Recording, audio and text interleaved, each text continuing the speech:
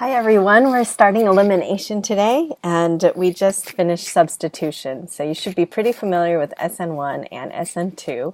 And what we're going to do now is talk about making alkenes. So here are some alkenes and let's do a quick review of talking about alkenes. We want to start naming them. So remember we number them so that the double bond gets the priority and the lowest numbering possible.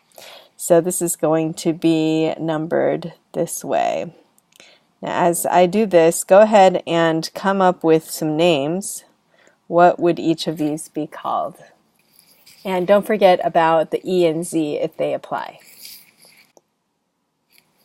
All right, so we're back. First one is 1-propene.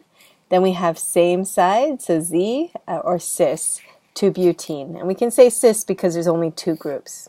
E2-butene is the trans version, and then we've got this guy here. This is 3-methyl-2-pentene, but I forgot my E and Z. Do you guys know what it is? This takes priority over this, so we're looking at this group on this side and this group over the hydrogen. So here and here, that's opposite or epposite, E. And we would not use cis or trans here because these two groups are cis and these two groups are trans. We have a cis and a trans, we just don't know which ones are which. So that's why we use E and Z. So we've got general stability of the propene here, and then you see the cis is a little bit higher than the trans in energy. Then we have the 2-methyl, 2-butene, and then we've got 2,3-dimethyl 2-butene. Now notice their potential energies give away their stability, but how do I know what their potential energy is? Well, experimentally, I would do a heat of combustion calculation. To determine these, we would burn the alkene and measure the amount of energy that's released. So that's called a heat of combustion. And based on how much energy is released, you can tell how unstable they were to begin with. The more energy that was released, the higher that potential energy of that molecule. So this molecule is the highest energy, so the least stable, and has the highest heat of combustion. So this one is the least stable with the largest delta H, and this one is the most stable and has the smallest delta H. So the more substituted the alkene is, let's look at which ones are more substituted. Substituted means groups or branches. So if I highlight, here's the double bond and it's got one R group attached to it. Or maybe I'll highlight the double bond, you can see one group attached to it. Whereas here I have two groups attached to it, two groups attached to this, three groups attached to this double bond, and four groups attached to this double bond. Okay, so the more substituted, that would be this one is the most substituted of all of these, the more stable it is. And then if we think about why is there difference here, they're both di-substituted. This is mono-substituted, di-substituted, tri-substituted, tetra-substituted. So di-substituted ones, cis is a little bit higher. So do you guys know why that might be? Now it says to draw a Newman projection, but I think you can tell just by looking at this. If you were to look down here, you see the methyl groups are right next to each other, like that. And so there's some steric crowding there, steric repulsion, and that's contributing to a higher energy because you're forcing those two groups to be together when they want to be far apart to minimize that interaction. So in terms of an elimination reaction, the word elimination might tip you off that we're getting rid of something. So if you take a look at this, let's think about what we're getting rid of. We're taking a base and we're grabbing a hydrogen with that base. So the base is going to be protonated, and then this bond breaks. So that's where there's a separation and this part of the molecule is no longer connected to that H. So I've got this part of the molecule right here, and I have the leaving group leaving. So I'm going to have Lg with a lone pair and a negative charge. And then look at what happened with these electrons. They made a bond right here. So that's going to be my alkene. So I'm making an alkene. I'm losing a leaving group, and I'm protonating a base. So that these are three products that I get in elimination. So what's being eliminated? So from the starting material, if I just count this as my starting material, I'm eliminating two things, a hydrogen ion and a leaving group. All the products that form are shown here, and the functional group that's created is my alkene. So the leaving group is usually something that is pretty stable when it comes off. So it's like halogen or something that's a weak base generally. So I'm going to add that here. It's usually a weak base. And the reason why it goes this way and not the other way is because the leaving group, being a weak base and usually a halogen or some kind of group that can be stabilized, usually tends to be an electronegative element. So chlorine, bromine are slightly more electronegative than carbon, and oxygen is more electronegative than carbon. So these leaving groups tend to have things other than carbon. So oxygen, halogens, etc. Okay, so that makes this carbon a little partial positive, and so these electrons like to flow toward that partial positive and ultimately land on something electronegative that wants those electrons. So basically, it's just acid-base reaction, and we've got a base grabbing a hydrogen. Now, one thing to notice is the pattern. It doesn't grab any hydrogen. We've got hydrogens all along here, right? What it does is it grabs the beta hydrogen. Now, what is a beta hydrogen? See the leaving group here? The carbon with the leaving group is the alpha carbon, and the carbon next to alpha is beta. Now, do you guys see I actually have two beta carbons in this molecule? I have one here as well. So as long as you are beta to the leaving group, then you have the ability to form a pi bond. You can't be on the same carbon as the leaving group because then there isn't room for a pi bond. All right, so let's take a look at this. How many hydrogens here are beta to your leaving group? So here's my leaving group. So this is my alpha hydrogen here. So my beta hydrogens are next door. And I think just at the beginning it helps to just write these little notes to yourself to get used to them. So alpha carbon, beta carbon. So that means I can remove 1, 2, 3, 4, 5 possible hydrogens. Now 2 of those are equivalent and 3 of those are equivalent. That means instead I don't have to pick this one, I could pick this one or this one instead. So I have 2 types of hydrogen, but a total of 5 possible hydrogens. Now notice, going back here, I took the one right here. So I took the one on the left. Let's see what happens if you take the one on the right. So I'm going to take my base, and again, it doesn't matter which one of these, because remember that's rotating. So I could have taken this one, or this one. And I just want to do something different from what I did above, which was take this one. So what's going to happen here is we start off our arrow on the base electron-rich center. It grabs the hydrogen, which is more acidic when it's in the beta position to the leaving group. Now the electrons collapsed into making a pi bond, and the leaving group left. So pi bond and leaving group leaves. There we go. So let's follow these arrows through and draw what we get. So my leaving group is gone now. I still have all of my hydrogens here, and I have my hydrogens here, but I just want to show you where that double bond is. It's actually right here. And I've got HA here, and I've got a couple of HBs here as well. But I'm not going to draw them just because it's a little bit easier to see if I don't draw all the hydrogens. And you don't have to draw in all those hydrogens either.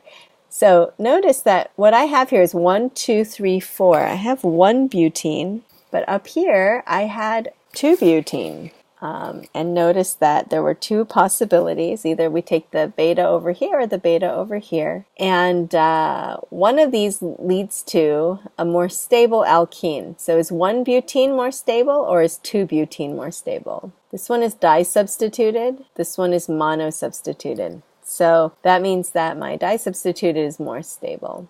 So that's what we call a Zaitsev product, another chemist, Zaitsev. We honor him by naming this product after him. And that's basically to say that when you have multiple pathways possible, the more stable alkene is your Zaitsev product. That means your less stable alkene has a different pathway for its formation, and we call that Hofmann. And these are named after chemists, as I said. All right, so this is our Hofmann product. Now you should be asking yourself as a chemist or potential chemist, what if I want the Hofmann product versus the Zaitsev, or what if I want the Zaitsev versus the Hofmann? How do I control this reaction so I get what I want? It depends on what reagents you use, what you use as a base. So we have a base here, and we have a base here, and so far we've been pretty generic about it. But to get specific, we have a choice of either a small strong base or a bulky strong base. So notice both of these involve a strong base because you want that base to come in and grab the hydrogen. You don't want it to just sit around and be a lazy base. You want it to go in there and do something, so it's got to be reactive. So what starts off this reaction is a reactive base, a strong base. So now if it's a small base, it's likely to go one way, and if it's a bulky base, it's likely to go another. Let's look at what is a small base, first of all. So a small base tends to be one or two atoms, or maybe a chain of atoms, but not branched. So hydroxide, methoxide, ethoxide. Okay, so we're talking about just a 1-carbon chain, a 2-carbon chain. Notice that doesn't look too different from just having a hydrogen there. So these are pretty straight chained. You've got amide ion and methyl anion here. All right, so these are small in the sense that they're all period 2, oxygen, carbon, nitrogen, and also they've got only a few atoms, no big R groups around. Now when we look down here at what's considered bulky, do you guys see the branching here? That branching provides a lot of steric hindrance. Here's the electron cloud is all around here. This branching is going to create repulsion so that your base is more likely to grab the easiest thing. Instead of going into a small space and grabbing a hydrogen, it's just going to grab like a surface hydrogen. So let me show you that. So here we are in this molecule, and we have two choices. We can grab these hydrogens, or we can grab these hydrogens. Now, do you guys see how these hydrogens are sort of embedded in the middle of the molecule? So you've got electron clouds from these guys and electron clouds from these guys. And so I'm sort of thinking of this as sort of like a pocket. Who's likely to get into a small pocket like that? You have a small base or a bulky base. So definitely small bases, right? So if I have hydroxide, they're going to be more likely to come in here. With all the steric bulk right here, okay, we want a small base that's going to be able to come in here. So I would say maybe a good example of making the reaction go this way would be to use hydroxide, methoxide, or ethoxide. So maybe I used hydroxide here. And now we can picture this coming into this small little pocket there.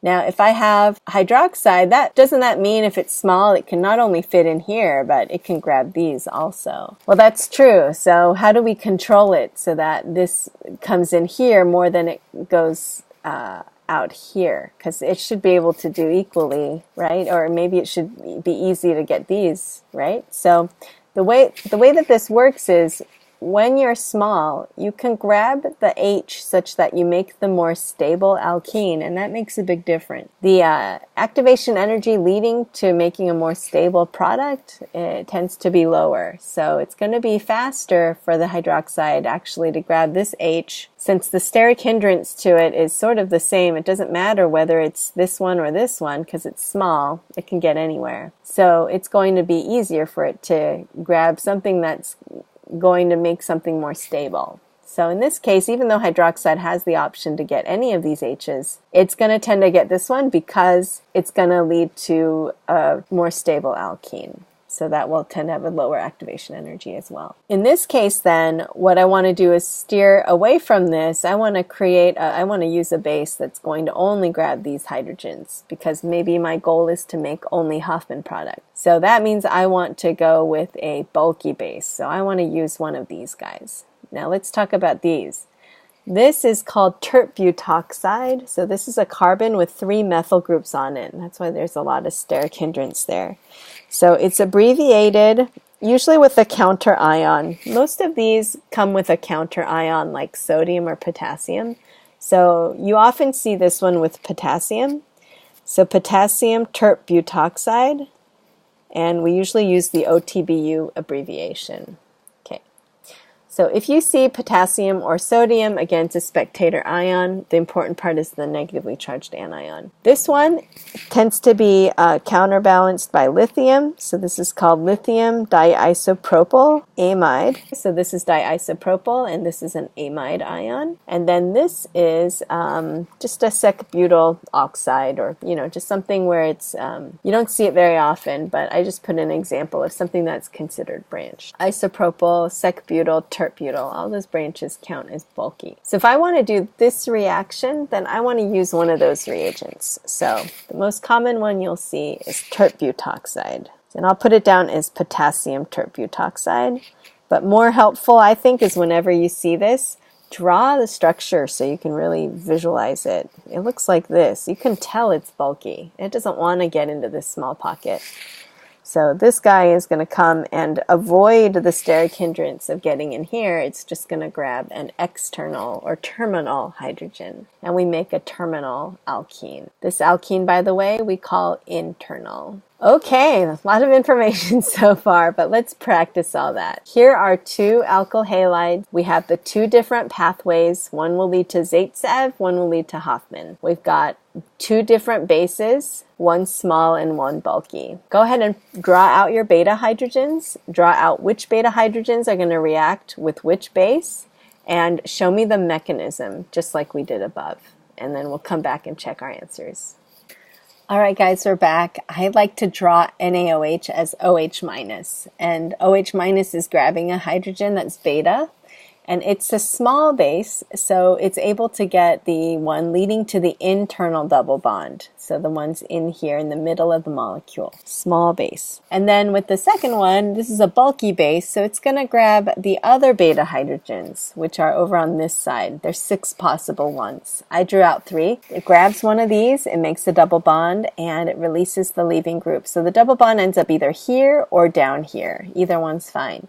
So this is the Hofmann because it's the external or terminal double bond. Now notice the role of base in these cases. The base comes in, it gets the reaction started. It's all concerted one step though. So as the base is coming in, this is collapsing into a double bond and this is leaving all at the same time. What does that remind you of, SN1 or SN2? Which of those was concerted where everything was happening at the same time without a carbocation? So this reaction is like SN2 in a sense. We have instead of a nucleophile, we have a base coming in. Instead of attacking a carbon, we have it grabbing a hydrogen. And then you have the leaving group leaving at the same time. So that's very similar to SN2.